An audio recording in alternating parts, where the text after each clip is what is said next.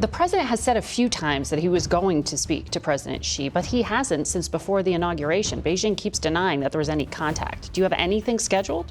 I believe we'll see something very soon, Margaret. Steel tariffs have doubled. Trade talks between the U.S. and China are on edge. And a promised call between Trump and Xi still hasn't happened. While headlines focus on tariffs, a deeper economic chess match is unfolding over critical minerals, control of supply chains, and long-term leverage. Let's break down what's really driving the U.S.-China standoff and why steel is just one piece of the puzzle. At the center of the current standoff is a trade agreement signed in Geneva just last month. U.S. officials say China has been slow to issue critical export licenses, particularly for rare minerals, violating the spirit of the deal. President Trump has promised to speak directly with President Xi. But like previous promises, 90 deals in 90 days or weekly calls, this one keeps slipping. Critics call it the taco tariff cycle. Trump always chickens out, where fiery threats are followed by delays or exemptions. Case in point, USTR quietly extended tariff exclusions on Chinese solar equipment until August 31st. Officials call it tactical. Others say it shows strategic inconsistency. Right. Well, the problem is there's an OECD study, it comes from Paris, that says that because Chinese steel production is something like double the global capacity, that steel industries all across the world are in trouble because of China dumping of steel. On June 4th, U.S. steel and aluminum tariffs will jump from 25% to 50%. The move is part of Trump's America First policy and follows his speech at a U.S. steel facility in Pennsylvania. According to former National Economic Council Director Kevin Hassett, the new tariffs respond to what the OECD calls a global steel crisis, driven by Chinese overcapacity. China reportedly produces more than twice the world's demand, flooding global markets with underpriced steel and pushing others out. That flood of cheap steel has hurt producers worldwide, including in the US, EU, and Canada.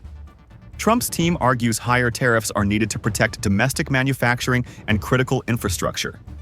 But backlash has come from allies, not China.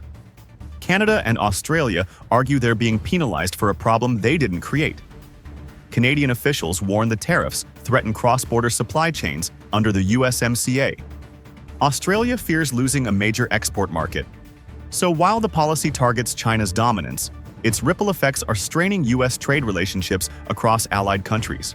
Beijing feels like it holds a lot of cards, and one of those key cards is this idea, are critical minerals, rare earths, which are necessary to civilian and military industry here in the U.S.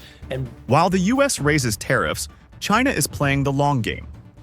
Controlling nearly 80% of the world's rare earths, Beijing holds a quiet but powerful advantage. These minerals are essential for everything from electric vehicles to missile systems, and the U.S. depends heavily on them. By slowing exports, China sends a clear message: it won't be cornered. The recent U.S. tariff waiver on solar components? It's a sign that even Washington knows its supply chains aren't fully independent. China is also reshaping its international image, accusing the U.S. of discriminatory trade restrictions and presenting itself as the rational player in global forums. That narrative could gain traction in the global south, where many nations are watching how the two superpowers behave under pressure. Strategically, the U.S. approach looks disjointed. One week it's tough talk, the next quiet concessions. Kevin Hassett says the administration's legal footing is sound, pointing to fallback tools like Section 232, tariffs for national security, and Section 301, penalties for unfair trade. But inconsistent use of these tools adds confusion, even among allies. Trump's repeated claims like 90 deals in 90 days or the long-delayed Xi phone call risk signaling a lack of follow-through rather than strength.